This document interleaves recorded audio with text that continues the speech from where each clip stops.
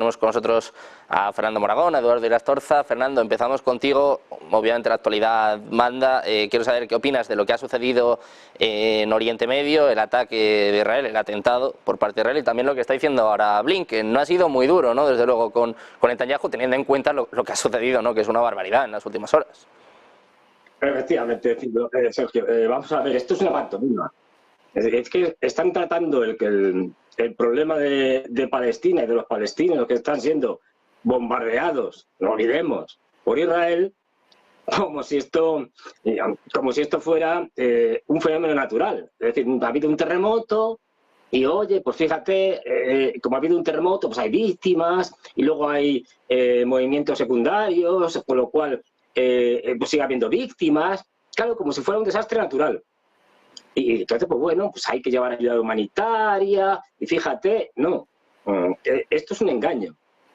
Esto existe. Si Estados Unidos quisiera pararlo, lo para en un minuto. En un minuto, fíjate lo que te digo. No tiene más que coger Biden o cualquiera de los suyos y llamar, entre ellos el señor Blinken, llamar y decir, se acabó, señor Netanyahu. Y tienen los instrumentos de presión necesarios para que Netanyahu, por muy bruto que se ponga, diga, pues vale, si me decís que me vais a dejar de financiar la guerra, si me decís que me vais a dejar de financiar el país y que nos apañemos como podamos, verás tú cómo se acaba el problema. Pero bueno, claro, pues la cuestión es que no tiene ningún interés. O sea, esto es una hipocresía absoluta. Es para hacernos creer que esto, ya digo, que es como si fuera un fenómeno natural. Y lo del consulado de ayer, bueno, si es que como a Israel le está todo permitido, pues gracias a Estados Unidos, que coste, si no, no sería así. Y luego los calzonazos de la Unión Europea, pues encima le ríen las gracias, pues al final esto que sería caso de guerra. Es decir, atacar un consulado, una delegación diplomática en otro país, que además a bombazo limpio, o sea, ni siquiera te han lanzado un cóctel molotov. No, a bombazo limpio y diciendo que he sido yo, esto sería causa de guerra. Y desde luego, de unas sanciones, si la ONU funcionara y el Consejo de Seguridad funcionara, claro, de unas sanciones contra el país agresor tremendas. Pero nada de esto va a pasar, obviamente. Bueno, ¿qué se le va a hacer? Pero por lo que hemos podido oír de la conferencia de Blinken y el ministro francés, yo creo que claro, es decir, si nos ponemos Eduardo y yo a hablar incluso muy diplomáticamente sobre estos asuntos, decimos cosas más interesantes que lo que dicen estos dos. Porque es toda una representación teatral en la que se echan balones fuera. Ahora, si quieres, entramos en el tema de Ucrania, que también tiene su miga, según visto por Blinken y compañía, ahí, digamos, dorándole la píldora a los franceses, diciendo lo buenos y lo estupendos que son ahí, como un Napoleón del siglo XXI, Macron, lanzando sus huestes, por el momento hipotéticas, a luchar contra la malvada Rusia. En fin, una cosa que es insostenible con esta gente. Pero bueno. Bueno, pues de momento esto es lo que tenemos, Fernando. Enseguida vamos a hablar, por supuesto, de lo que sucede en Ucrania. Decía Blinken hace apenas unas horas que la situación es crítica. Enseguida miramos a esto, pero Eduardo, quiero saber lo que opinas de lo que está ocurriendo en Oriente Medio. Decía Fernando, ahora sí, decía que a Israel se le permite todo. ¿Hasta cuándo? Y sobre todo, ¿hasta dónde? Porque a este paso nos van a llevar a la Tercera Guerra Mundial, ¿no? Decía acertadamente Fernando que, claro, esto se puede considerar un casus belli, ¿no? Es un atentado a una embajada iraní. Ahora también hablamos de este ataque a esta ONG. No sé quién le va a parar los pies a Netanyahu, porque parece que se está yendo de las manos la situación. Así es. Tengamos en cuenta que ha habido guerras que han empezado con un atentado, como la Primera Guerra Mundial, a una persona, y también ha habido guerras que han empezado con un telegrama, como la famosa guerra franco-prusiana. Es decir, que realmente lo que hemos visto es bastante más grave. Es decir, han matado entre 7 y 12 personas, se hablaba, ¿no? Importantes algunas de ellas, la defensa de Irán, etcétera, generales, Y, lógicamente, esto podría haber sido perfectamente un casus belli. De hecho, Irán se ha reservado la carta de decir vamos a responder a este golpe. Igual que Putin se ha guardado la carta de esto no va a quedar sin represalia, ¿no? Esto es obvio. Yo creo que lo que está pasando ahora mismo en Oriente Medio obedece a un momento irrepetible en la historia de la zona, de Israel, y yo diría que países anexos. Y es el hecho de que la hegemonía o la posición de fuerza que ha tenido hasta ahora Israel pues está siendo muy fuertemente cuestionada por una superpotencia futura que será Irán, ¿no? Casi seguro que con poder atómico confesado o inconfesado. El ejercicio que empezó como una represalia a un golpe absolutamente desaforado por parte de terroristas palestinos o guerreros palestinos, seguro que ellos no los definen como tales, los palestinos, pues dejó de ser una represalia y se ha convertido en esa guerra que quiere buscar la paz durante los próximos 25 o 50 años en la zona, claro, la paz de los vencedores, como siempre, ¿no? Que es Israel. Respecto a la situación, pues hombre, es muy inquietante porque Estados Unidos sigue teniendo bases en la zona, sigue teniendo bases en Siria, sigue teniendo bases en Jordania, llega donde el brazo de la inteligencia israelí no puede llegar, donde los misiles incluso que hemos visto, es que ha sido un misilazo, o sea, no ha sido una bomba de un señor que pasaba por ahí, ¿no? Es algo que es no respetar un espacio aéreo extranjero, etcétera, es una serie de cosas bastante increíbles. Con lo cual yo creo que hay elementos y factores de riesgo enormemente graves que nos están poniendo al borde de la guerra, nos están poniendo al borde de una guerra mucho más generalizada. Y yo creo que en esa escalada, antes lo señalaba Fernando, pues lógicamente ya no podemos pensar en un solo país que está en guerra, estamos todos metidos en ella, es una guerra económica con sus bajas, que son los parados y las pérdidas económicas, ya que estamos en negocios TV, esa es la verdadera dimensión de la guerra. Es una guerra que ya no va a acabar nunca, y no va a acabar nunca hasta que se tome la decisión de si va a haber peso por parte de otras naciones o va a seguir siendo la hegemonía norteamericana. Yo creo que Estados Unidos está absolutamente decidido a mantener su hegemonía en el mundo durante los próximos 25 o 50 años, no me cabe ninguna duda, creo que puede seguir cortando el bacalao. Económicamente ya le están demostrando que no. Militarmente, pues, tiene esa posición más fuerte que el resto, ¿no? Pero ¿cuánto tiempo es sostenible? Es difícil de saber. Estados Unidos no va a cerrar el grifo a Israel en las ayudas, haga lo que haga. Eso, el que piense que, o sea, esto es una regañina al niño que ha tirado la merienda, ¿no? O sea, pero no se enfadan muchísimo más, ¿eh? Eso es importante. Y luego, lo que me ha llamado muchísimo de Blinken, también cuando lo hemos visto, no he dejado de maravillarme. Qué bien hace Francia la diplomacia, ¿no? Ahí estaba la bandera inglesa, perdón, la bandera norteamericana, la bandera francesa y la de Europa, nadie más. Es decir, esto va entre nosotros. A mí me ha recordado un poquito la guerra de Crimea. Esto es como balaclava. Los ingleses también están metidos, como sabemos, pero no he visto Europa, no he visto Alemania, o sea, no he visto realmente una postura más allá de ese pequeño Napoleón III que indicaba Fernando, ¿no? Y para mí creo que es bastante inquietante ver que no tenemos, como europeo lo digo, una postura común en un sentido o en otro, pero una postura, ¿no? Que cada uno está tirando por donde bien le parece, y Macron está jugando a lo que juegan todos los presidentes cuando están a punto de irse del cargo, y es a ministro de Exteriores, a tener una proyección histórica. Lo estamos viendo también en el caso de España. Cuando las cosas se ponen mal, pues miran hacia afuera como cortina de humo. Y ese es un poco el balance. Yo creo que, insisto, hay cada vez más factores de riesgo en la zona, y uno de ellos, tarde o temprano, va a hacer que esto salte por los aires. Bueno, pues vamos a ver, la situación es preocupante, cuanto menos, como bien estás explicando, Eduardo, es evidente, ¿no? que se está yendo de las manos lo que sucede en Oriente Medio. Es evidente que Estados Unidos no puede o no quiere parar a su aliado Israel. Vamos a preguntárselo también a Jesús López Almejo, investigador de CONACYT México, está aquí con nosotros. en un día triste, ¿no? Después de lo que sucedió ayer, el ataque a la embajada de Irán, el ataque también a esta ONG, World Central Kitchen, hablaba en los últimos minutos Netanyahu, incluso admitiendo, ¿no? Decía que ha sido algo involuntario, ¿no? Que es como parte de la guerra. Hablamos ahora de Blinken, que bueno, no ha condenado desde luego estos ataques. No sé cómo ves lo que ha pasado, Jesús, y sobre todo hacia dónde nos va a llevar esto. Nos planteábamos, de hecho es el titular de nuestro directo, si nos va a llevar Israel a una tercera guerra mundial. Se habla mucho de lo que sucede en Ucrania, pero lo que sucede en Oriente Medio también empieza a preocupar, y mucho no ahora, hace ya desde luego mucho tiempo. Bueno, primero que nada, qué gusto volverles a ver. Miren, es bien inquietante efectivamente porque parece ser que con Israel se maneja la política o el enfoque del excepcionalismo.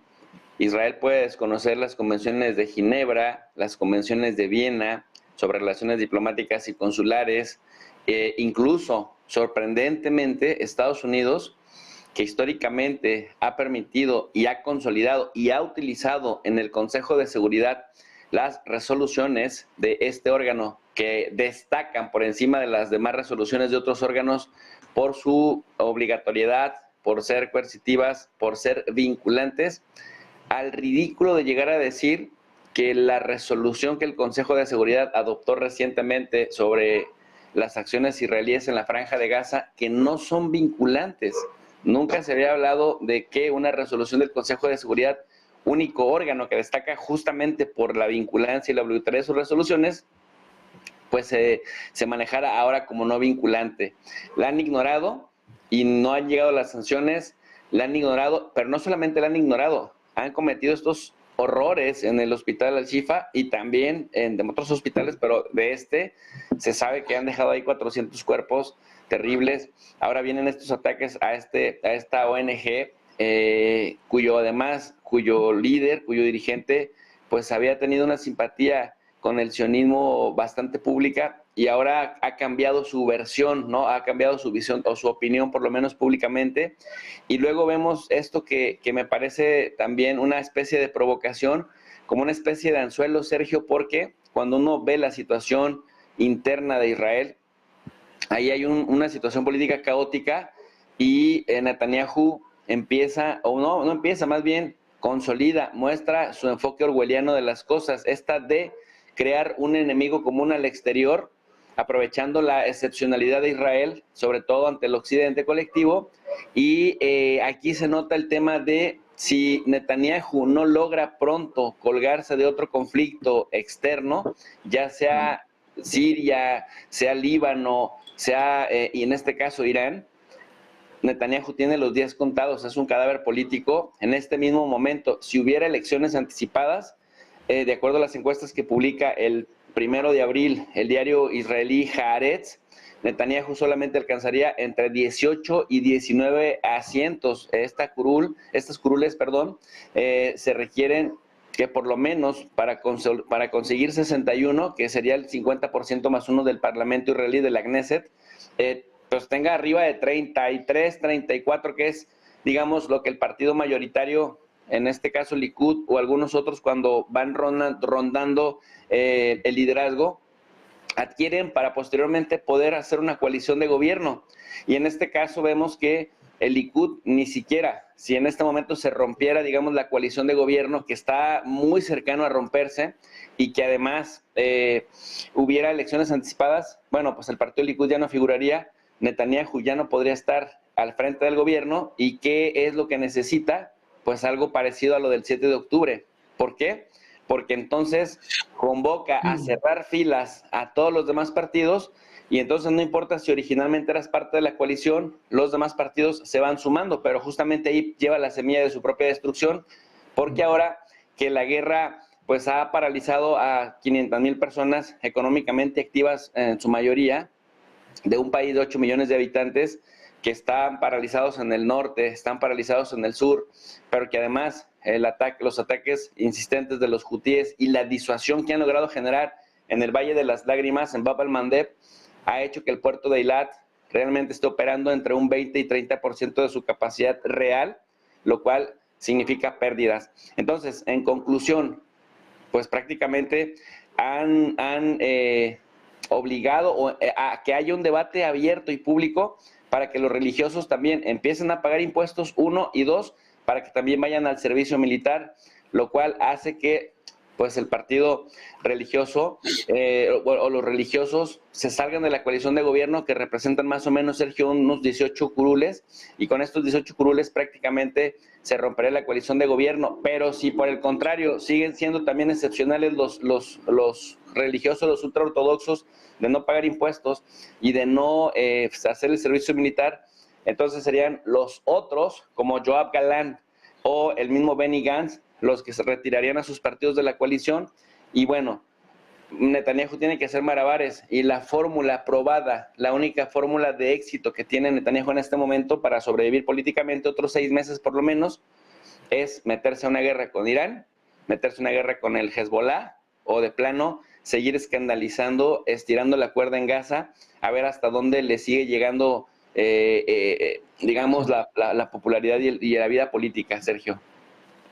Jesús, como bien estás comentando, que Netanyahu ha decidido, ¿no? Ha decidido una huida hacia adelante, ha quedado, bueno, evidenciado, ¿no? Con los ataques que han tenido lugar en las últimas horas, y también, bueno, pues con los ataques que viene llevando a cabo en los últimos meses también en Gaza, bueno, pues una Gaza que ya está de por sí devastada. Vamos a seguir hablando mucho durante los próximos días de lo que ocurre en Oriente Medio, pero si os parece vamos a cambiar de tercio, vamos a mirar a lo que sucede en Ucrania. Ha hablado hace apenas unas horas el presidente ruso, Vladimir Putin.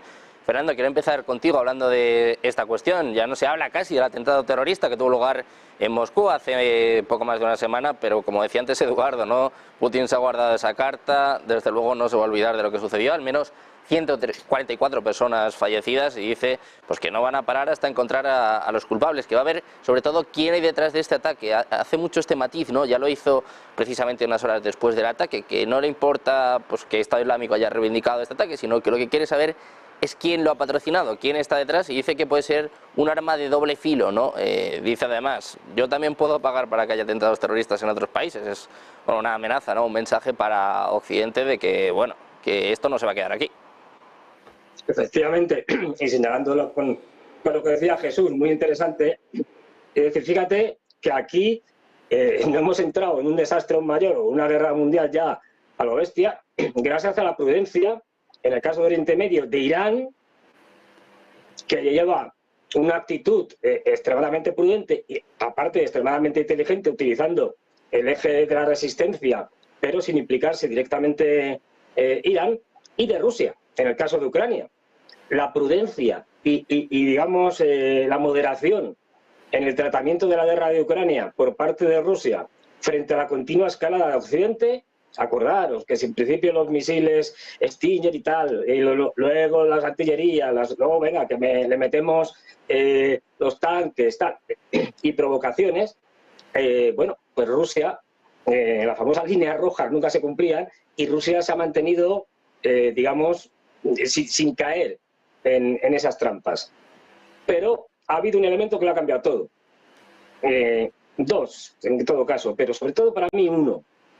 Que ha decidido a los rusos que esto sí es una línea roja. Y es algo que ocurrió justo un poco antes del el atentado contra el teatro en Moscú.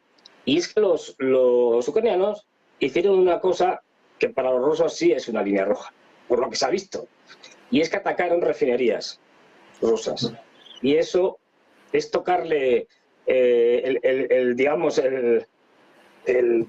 el dorado de los rusos, la parte más importante, y por ahí no van a pasar.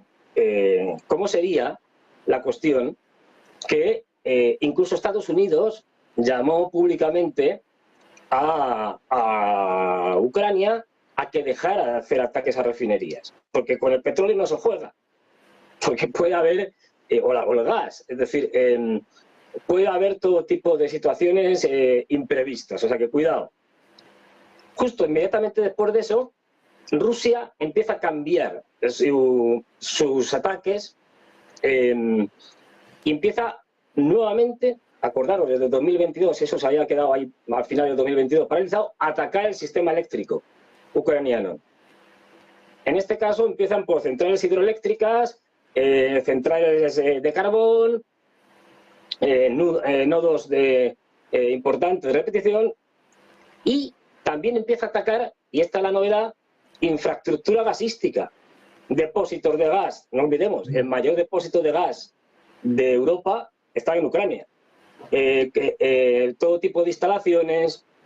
Ojo, esto ya no es solo un aviso para los ucranianos, es un aviso para los europeos, porque tendría problemas si el gas que pasa por Ucrania, por alguna razón, se corta. Y ahí es donde aparecen los atentados en Moscú. Claro, en el teatro. Esto es un increchendo, o sea, los atentados estos no hay que verlo como una cosa que ha sucedido así, no. Estados Unidos, Occidente, Ucrania, saben que la guerra está perdida. Y como la guerra desde el punto de vista militar está perdido, solo les queda una cosa, y es el terrorismo. Provocar grandes desastres, provocar grandes masacres que obliguen al gobierno, por la ira popular de los rusos, ¿no? Ante la indignación de los rusos presionan al gobierno de Putin, y Putin se va obligado a hacer algún acto durísimo, algún ataque brutal para satisfacer esas ansias de venganza del pueblo ruso. Y eso utilizarlo la Unión Europea y Estados Unidos fundamentalmente para, primero, reforzar la imagen perversa y malvada, fortalecer este discurso absurdo de que cuidado que vienen los rusos, fíjate lo que han hecho, nos van a atacar, nos van a ocupar, y eso llevaría primero a una mayor venta de armamento y a subir los presupuestos, gran negocio para Estados Unidos fundamentalmente, y dos, a poder meter medidas radicales en las economías europeas ante el miedo que viene Putin, y fíjate lo que ha hecho, recortes sociales, lo que dijo Borrell al fin y al cabo, hay que parar a Putin vía Ucrania, pues eso significa que no va a haber dinero ni para hospitales ni para educación. Esta es la idea que tienen los norteamericanos y los británicos, que son los que mandan esto, el resto pinta poco, y ahí está la diferencia y la inteligencia en este caso de los rusos. Putin no se ha dejado llevar en caliente. Dice, va, venga, hacemos esto. No. Ha señalado, pero ha hecho una cosa muy importante. Ojo, que esto trae enormes consecuencias. El mismo 31, es decir, de marzo, por la tarde a las 6 y pico, el Ministerio de Asuntos Exteriores publica un comunicado en el que dice más o menos lo siguiente. Dice, teniendo en cuenta, y además un comunicado, pues a tanto oficial, y que además lo primero, el encabezamiento, hace referencia a una serie de tratados internacionales, teniendo en cuenta el tratado internacional tal, no sé qué, no sé cuántos, nosotros emplazamos a Ucrania a que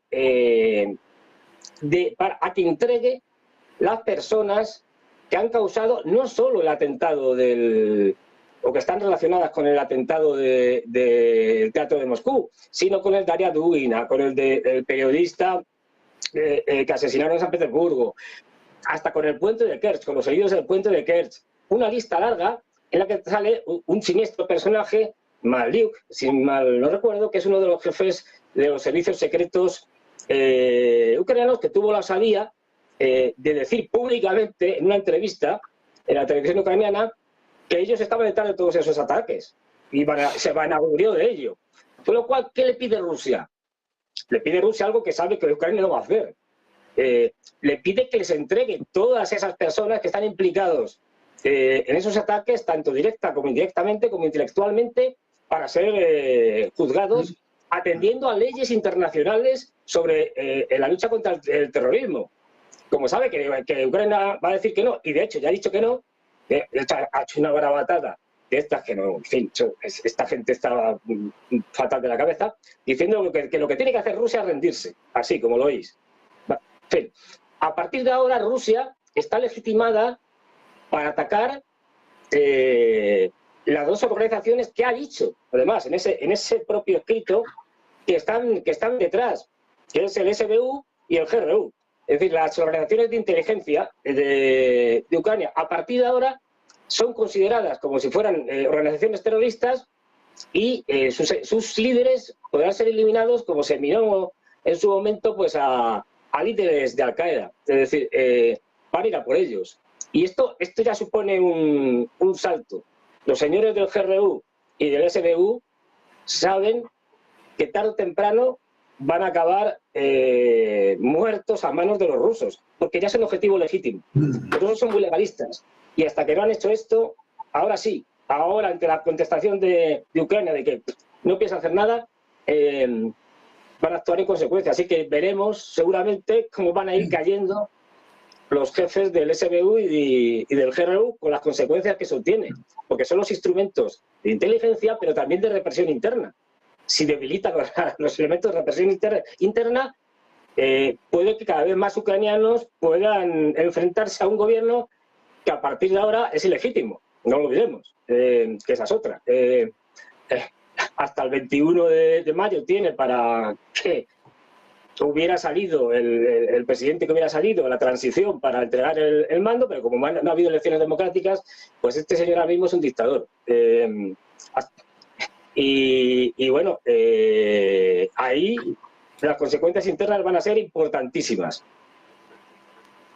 Fernando, pues vamos a ver lo que sucede en Ucrania. El propio Blinken reconocía que la situación es crítica, no es la primera vez que se dice algo así. Borrell también decía algo muy parecido en las últimas semanas. Eduardo, quiero saber cómo estás viendo esta situación, estas palabras también del presidente ruso, de Vladimir Putin, como bien apuntaba ahora Fernando, ¿no? Hablando ya directamente de que la inteligencia ucraniana está detrás, es un objetivo legítimo, y también dejando entrever pues que alguien ha tenido que patrocinar esto, y yo creo que no apunta solo a Ucrania, me parece que habla también de Estados Unidos, de Reino Unido, parece que va un poquito más lejos, no lo dicen, pero parece que se puede intuir, no se puede leer de las palabras de Putin y también pues de Peskov, un poco de los altos cargos rusos. Sí, si tuvieras ante ti un caso político, podríamos abrir varias líneas de investigación, ¿no? Realmente de lo que está ocurriendo.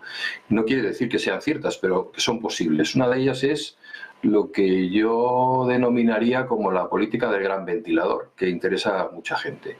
Es decir, generar un conflicto que trascienda a... Tenemos un follón en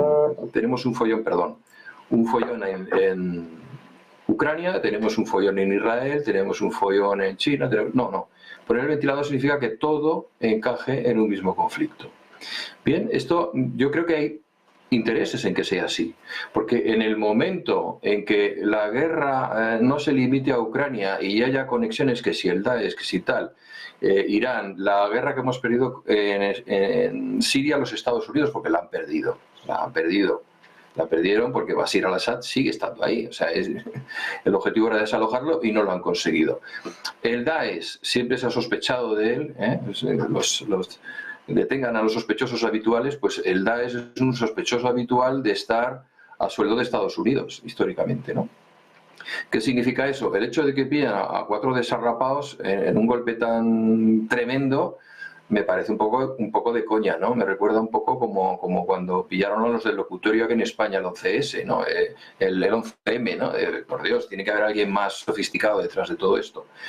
Yo creo que ese gran ventilador implicaría que Israel tendría su guerra abierta con Irán con el apoyo decididísimo de Estados Unidos. Los países aliados de Estados Unidos tendrían la justificación perfecta para intervenir de una manera aún más descarada en toda esta historia. Estados Unidos, y aquí entra otra línea de investigación muy curiosa, ¿no? Porque es coincidente, yo coincido con lo que han señalado mis compañeros, ¿no? Es decir, aquí hay un también sálvese quien pueda. Es decir, hay un montón de políticos, antes lo señalaba, de que dependa de que de nuestro compañero de México, ¿no? De que gane Netanyahu, la única manera es que monte una guerra, porque si hace caso a los ortodoxos le mosquea a un lado, y si hace caso a los otros se le mosquean a los ortodoxos, y eso lo tiene ya encima de la mesa, ¿no? Entonces, la única manera, vayamos a una guerra. ¿Biden qué puede pensar? Vayamos a una guerra, porque me parece a mí que esta administración no se salta a Trump en las próximas elecciones ni de coña. Entonces, si vengo con una victoria, esto puede ser otra historia. Esto puede cambiar el curso de la historia de Estados Unidos. Macron también estaría encantado. Quiere decir que por fin el estadista, la grandeza francesa vuelve, De Gaulle renace de sus cenizas, ¿no? Y de paso, pues me olvido de los infinitos problemas que tengo en casa. Es decir, hay demasiada gente. Zelensky, ya no digamos, una guerra para Zelensky sería un salvavidas increíble, ¿no? Es decir, que la verdad es que hay tanta gente interesada en que esto salga adelante que realmente me empieza a preocupar. Y empiezo a recordar, el otro día me mandaba un amigo mío, Joel, que colabora con vosotros también, me mandaba un libro de Chomsky, ¿no? Y me acordaba eso, ¿no? De la información gradual ante un desastre, ¿no?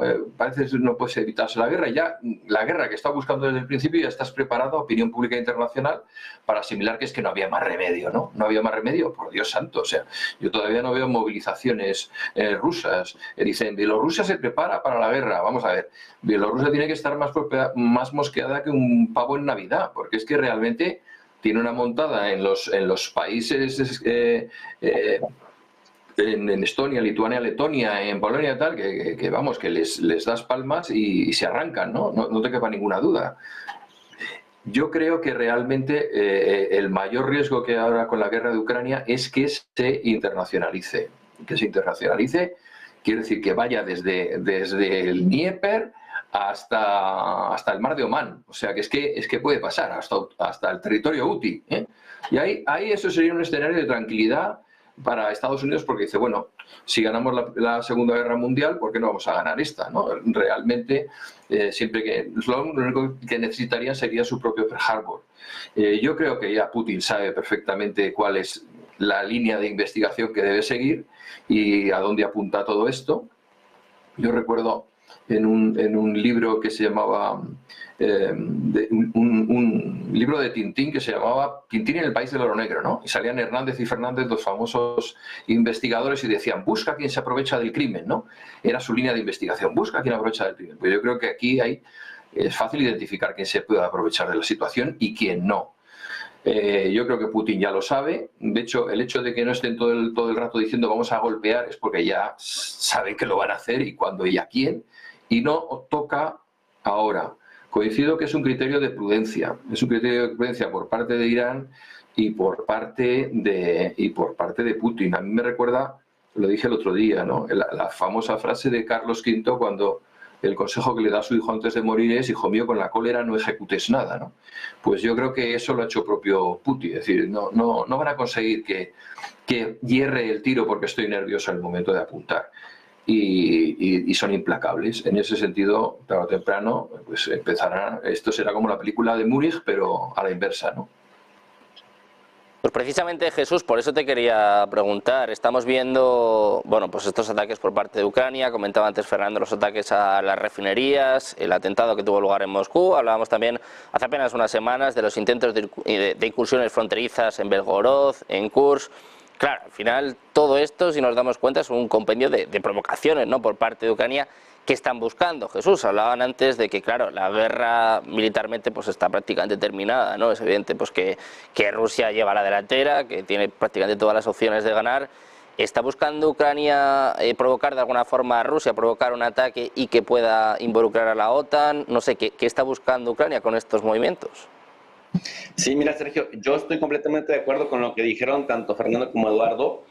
Y con esta pregunta que me haces, me llevas a complementar nada más unos detallitos al respecto. Esto de Rusia iría por los servicios de inteligencia ucraniano. Efectivamente, recordemos que la primera gran represalia que hace el gobierno de Rusia para tranquilizar a la gente es atacar la infraestructura, energética de Kharkov principalmente y de algunas otras ciudades de 10 regiones de manera simultánea, y también la infraestructura de los servicios de inteligencia. Hasta ahora Ucrania ha tenido éxito en defenderse solamente con sus baterías antiaéreas que le da la OTAN en la región de Kiev, pero vemos que incluso hay algunas zonas de Kiev que también han sido vulneradas. En ese sentido, por supuesto, si acaban con la inteligencia o si la merman de seriedad, lo demás sería mero trámite. El reclutamiento que se vuelve cada vez más impopular, hablando, Sergio, de lo que preguntabas o de lo que comentabas acerca de si la guerra militar ya está teniendo un claro giro hacia dónde va, que en realidad lo ha tenido desde el año 2022, es decir, lo ha tenido desde el 2014, un claro giro. Lo han dicho Stephen Cohen, el mismo John Mearsheimer de la Universidad de Chicago. Sí hacían creer en la OTAN a Ucrania que podría equipararse militarmente a Rusia. Lo único que veríamos sería un suicidio colectivo y una autodestrucción de las Fuerzas Armadas ucranianas, y eso es lo que hemos estado atestiguando. Algunos hemos estado denunciando esto, pero bueno, es lo que ha pasado. El reclutamiento impopular en Ucrania, que ha tenido su salseo con el tema de los videos que aparecen de los hijos de, en este caso, por ejemplo, de Vitaly Klitschko, el exboxeador que actualmente es el alcalde de Kiev, que después sale a decir, bueno, es que yo no puedo hacer nada porque mis hijos son alemanes y no puedo evitar que salgan con videos, con alcohol, con mujeres semidesnudas, pasándola bien, mientras que en Ucrania secuestran desde el sistema de reclutamiento a personas de a pie para que se sumen al frente y después llevarlos a morir en casi nada, en X número de días. Y esto obviamente genera más impopularidad y más ilegitimidad, sobre todo ahora, lo decía también, por ahí lo comentaban Eduardo y Fernando, el tema de la ilegitimidad de Zelensky, en cuanto a que todo lo anterior siempre se justificaba en que Zelensky era un presidente votado con un nivel de popularidad arriba de 60%, 70% decían algunas otras cifras, pero después de mayo, Zelensky será el presidente que no se quiso someter a elecciones bajo el pretexto de la ley marcial, y entonces ni en Estados Unidos, ni en Europa y al interior de Ucrania tampoco van a ver a un líder legítimo. Y decía Max Weber, la legitimidad es muy importante porque rompe resistencias antes de que se presenten. Una resistencia rota antes de que se presente, desactivada antes de que llegue, pues es más barata y más eficiente en términos de gobernabilidad. Y el tema de la prudencia de Rusia y de Irán.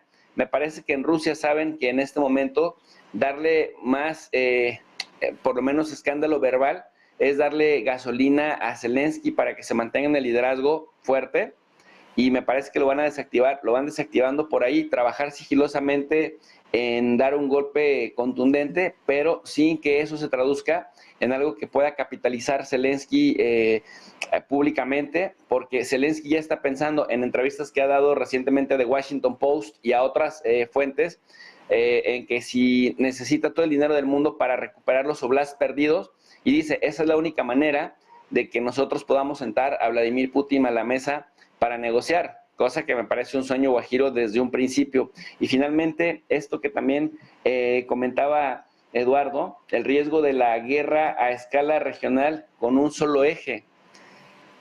Esto me parece que es hacia donde apuntan todo, porque finalmente cuando volteamos a ver a los gigantes productores y comercializadores de armas, estas grandes corporaciones, pues son las que tienen asegurado su futuro. Es decir, no sabemos si los actores políticos que actualmente hacen discursos rusófobos o hacen discursos pro-Israel sigan en 2 o 3 años gobernando en sus países. Lo que sí tenemos claro es que independientemente de quien esté dando la cara públicamente, estas grandes empresas ven que el precio de sus acciones en las bolsas escala, se va para arriba, pero también ven que sus ingresos vía peticiones, demandas de los diversos países de más armamento, pues les llenan las bolsas de dinero. Y no deja de llamarme la atención, Eduardo, Sergio, Fernando, esto que decía Borrell recientemente en un medio español, de que, bueno, la guerra, decía, era normal, el ser humano es muy violento en general, pero en Europa han logrado tener un paraíso de paz, pero por eso es que justamente hay que armarse, armarse, armarse y armarse, dando pues a entender que el único futuro para mantener la paz así es darle más dinero a las corporaciones y que se sacrifiquen todos los demás sectores del gobierno. Así que me parece que va por ahí, mi querido Sergio. Sí, abundando en lo que dicen Eduardo y Jesús, muy rápidamente, es que, bueno, claro, Borrell ya está muy nervioso, está en modo pánico, como la mayoría de los dirigentes europeos, ante lo que se les viene encima, y hace, pues la semana pasada, creo que fue y tal, ya dijo, miren ustedes, a ver, si es que a nosotros lo de Ucrania no nos importa nada. Es decir, los ucranianos, como si lo matan a todos, tal, nada, nos da igual. Lo que nos interesan son nuestros propios, por eso, valga la redundancia, intereses. ¿Cómo hacemos para machacar a los rusos? Y lo dijo tan claramente, quiero decir, o sea, está ahí en miles de vídeos, o sea, se quitó completamente la careta y dijo, no, esto de Ucrania es un pretexto, lo que queremos es atacar a los rusos, tal. Y bueno, pues es que es claro, es decir, o paramos a esta gente, o paramos a los norteamericanos, y como bien señalaba Eduardo, y luego también señalaba Jesús, pues pueden optar por una cosa que les es muy beneficiosa, que es una guerra caótica, es decir, política del caos, caotizarlo todo y ahí a río revuelto gracias a pescadores. Es decir, eso me viene muy bien. Si metemos a los chinos ya, ni te cuento, la que liamos. Bueno, pues esperemos que esto no suceda, esperemos, bueno, pues que Borrell, Macron, todos estos líderes estén calladitos y por lo menos que no echen más leña al fuego, que bastante tenemos ya en este momento. Muchísimas gracias a los tres, Jesús, Eduardo, Fernando, un placer compartir este rato con vosotros. Muchísimas gracias, un placer, buenas tardes. Gracias. Un placer y un lujo. Muchas gracias. Nosotros seguimos pendientes, como ven, de la actualidad geopolítica, también de toda la actualidad económica, de brindarles, como siempre, la mejor información. Hacemos una pausa.